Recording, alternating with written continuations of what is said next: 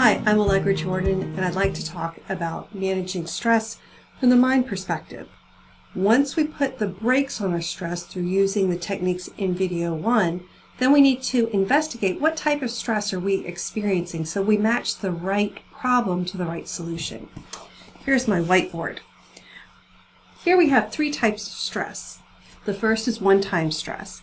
Now that stress may be alleviated by getting some experience, finding out how to make good decisions. That discernment that you might have through experience could also be had by talking with a mentor. There's nothing wrong with having anxiety when you're changing jobs, changing any number of things. Change provokes anxiety, and we need to learn what to do. So experience helps. It's also really important to know our values and our goals. Those help us rest in a grounded state, knowing why we're doing what we're doing. We need to have connection during that time, and we also have to have a lot of self-compassion during that time. There's a joke told about a Harvard professor looking at a toddler starting to eat, and the professor looks and says, "That is the most disgusting display of ineptitude I've ever seen." Now, of course, the toddler is going to have messiness about it. We hope the professor was joking, but we need to have a lot of compassion when we're learning something new.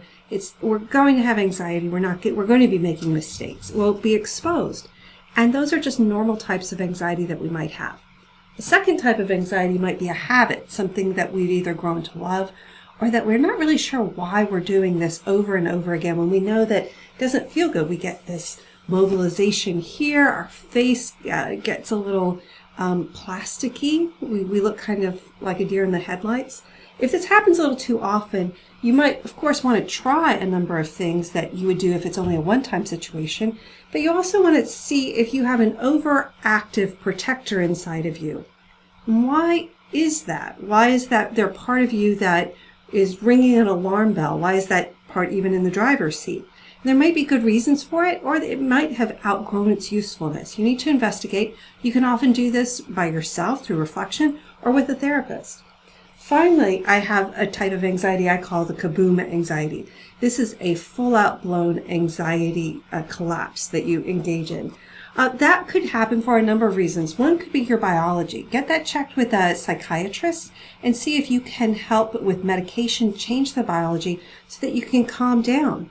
A second one is that it could be trauma. If you have a traumatic memory that attacks you, you are dealing with an unprocessed memory that takes you actually back in time to the time that actually happened.